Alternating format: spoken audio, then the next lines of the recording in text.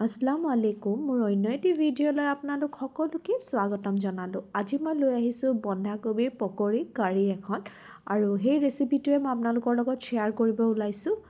তাৰ কাৰণে মই প্ৰথমতে এয়া বন্ধাকবি লৈছোঁ আৰু এইটো এনেকুৱা এটা সৰু সাইজৰ বন্ধাকবি তাৰ আধাখিনি মই লৈছোঁ আৰু এইখিনি আধাখিনি কাটি লৈছোঁ। তাৰপাছত এইখিনি অলপ সময়ৰ কাৰণে বইল হ'ব দিছোঁ। বইল হোৱাৰ পিছত এনেকৈ গোটা গোটাকৈ বইল হ'ব দিছোঁ।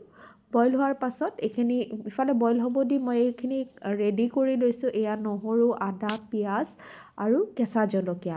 তাৰপাছত বইল হোৱাৰ পাছত কবিখিনি মই এনেকৈ কাটি লৈছোঁ, একদম সৰু সৰুকৈ কাটি লৈছোঁ আৰু সেইখিনি বাউল এটাত লৈ লৈছোঁ কবিখিনি। আৰু তাৰপাছত তাত যিখিনি মই নহৰু, আদা, জলকীয়া, পিঁয়াজ গোটেইখিনি তাৰ লগত লগ কৰি দিছোঁ। আৰু এইখিনি দিয়াৰ পাছত আৰু তাতে মই মছলা অকণমান, খুব বেছি মছলা মই তেনেকৈ একো দিয়া নাই। মই হালধি গুড়ি আৰু নিমখ দিছোঁ আৰু তাৰপাছত তাতে ধনিয়া পাত অকণমান দি দিছোঁ।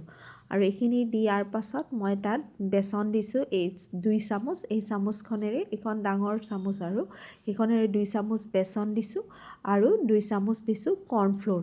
আৰু তাৰপাছত মই এনেকৈ লাড়ু বনাইছোঁ, লাড়ুৰ নিচিনা বনাই সেইখিনি কেৰাহী এটাত তেল অকণমান গৰম কৰি লৈছোঁ। তেল গৰম কৰি সেইখিনি ফ্ৰাই হ'ব দিছোঁ। আৰু যেতিয়া ফ্ৰাই হৈ গৈছে, এয়া মই এনেকৈ ফ্ৰাই কৰিছোঁ। এইখিনি ফ্ৰাই কৰোঁতে খুব বেছি লাৰিব নালাগে, যিহেতু বন্ধাকবি পকৰি আপোনালোকেও বনায়েই চাগে। মই অকণমান চাইজটো ডাঙৰ কৰিছোঁ আৰু অকণমান ৰঙাকৈ ফ্ৰাই কৰি লৈছোঁ। ফ্ৰাই কৰি এইখিনি যেতিয়া ফ্ৰাই হৈ গৈছে, সেইখিনি প্লেট এখনত উঠাই থৈ দিছোঁ। আৰু অলপ তাৰপাছত মই এতিয়া এই বন্ধাকবিখিনি যিটো কাৰী বনাম, সেই কাৰীটোৰ কাৰণে এতিয়া ৰেডি কৰিম। আৰু তাৰ কাৰণে মই বেলেগ এটা কেৰাহী লৈছোঁ আৰু মিঠাতেল লৈছোঁ। যিহেতু মিঠাতেল দি বনালে বেছি ভাল লাগে। আৰু তাৰপাছত তাত মই গোটা মছলা মানে তেজপাত, ইলাচি, ডালচেনি এইখিনি দি দিছোঁ আৰু এইখিনি অকণমান সময় ফ্ৰাই কৰি লৈছোঁ। আৰু এইখিনি ফ্ৰাই হোৱাৰ পাছত পিঁয়াজ লৈছিলোঁ, মই এটা ডাঙৰ চাইজৰ পিঁয়াজ লৈছিলোঁ আৰু সেই পিঁয়াজটো সৰু সৰুকৈ কাটি তাত সেইখিনি ফ্ৰাই হ'ব দিছোঁ। আৰু পিঁয়াজটো যেতিয়া অকণমান ফ্ৰাই হৈ গৈছে, তেতিয়া তাত মই আদা, নহৰু আৰু কেঁচা জলকীয়া পেষ্ট অকণমান তাত দি দিছোঁ। খুব বেছি দিয়া নাই, অকণমান দিছোঁ। আৰু তাৰপাছত তাত মই বিলাহী দিছোঁ আৰু বিলাহীখিনি অলপ সময়ৰ কাৰণে ফ্ৰাই কৰি লৈছোঁ। আৰু বিলাহীখিনি অকণমান মজাৰ নিচিনা যেতিয়া হৈছে, তেতিয়া তাত মই নিমখ আৰু হালধি গুড়ি দিছোঁ। আৰু নিমখ হালধিটো আপোনালোকে নিজৰ সোৱাদ অনুযায়ী দিব। আৰু অকণমান জিৰা গুড়ি আৰু ধনিয়া গুড়ি দিছোঁ।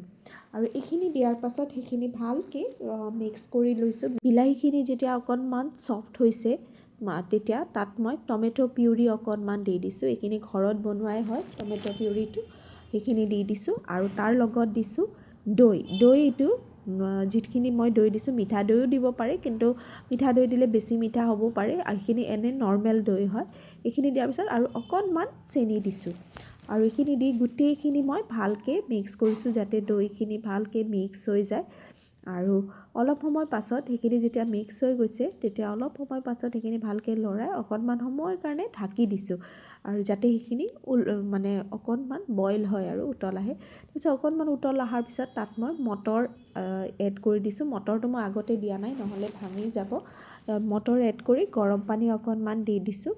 আৰু সেইখিনি দিয়াৰ পাছত সেইখিনি ভালকৈ লৰাই এইখিনি একদম ভালকৈ যেতিয়া ফুটাকৈ মানে উতল আহিব লাগিব। আৰু যেতিয়া উতল আহিছে অলপ সময় পাছত, তেতিয়া মই যিখিনি পকৰি বনাই থৈ দিছিলোঁ, বৰা যিখিনি বনাই থৈ দিছিলোঁ, সেইখিনি তাত দি দিছোঁ। আৰু এইখিনি দিয়াৰ পাছত ভালকৈ এইখিনি লাৰি দিছোঁ মানে কি, পকৰিখিনি যাতে এই জোলটোত ডুব খাই যায়। এতিয়া জোলটো আপোনালোকক যিমানখিনি লাগে সেই হিচাপত আপোনালোকে পানীখিনি দিব। আৰু শেষত মই ধনিয়া পাত অকণমান দি দিছোঁ গাৰ্নিচিঙৰ কাৰণে। আৰু ধনিয়া পাতখিনি দি আৰু দিয়াৰ পাছত এইখন হৈ গ'ল মোৰ তৰকাৰীখন। আৰু এইটোৱে আছিলে এই ৰেচিপিটো। আৰু যদি আপোনালোকৰ মোৰ ৰেচিপিটো ভাল লাগিছে, তেতিয়াহ'লে লাইক কৰিব, কমেণ্ট কৰিব আৰু মোৰ পেজখন ফ'ল' কৰিব পাহৰি নাযাব। আৰু আজিৰ কাৰণে এইখিনিয়ে আছিলে ভিডিঅ'টো। নেক্সট ভিডিঅ'ত আকৌ লগ পাম, তেতিয়ালৈ আহিছোঁ। আল্লাহ হাফিজ।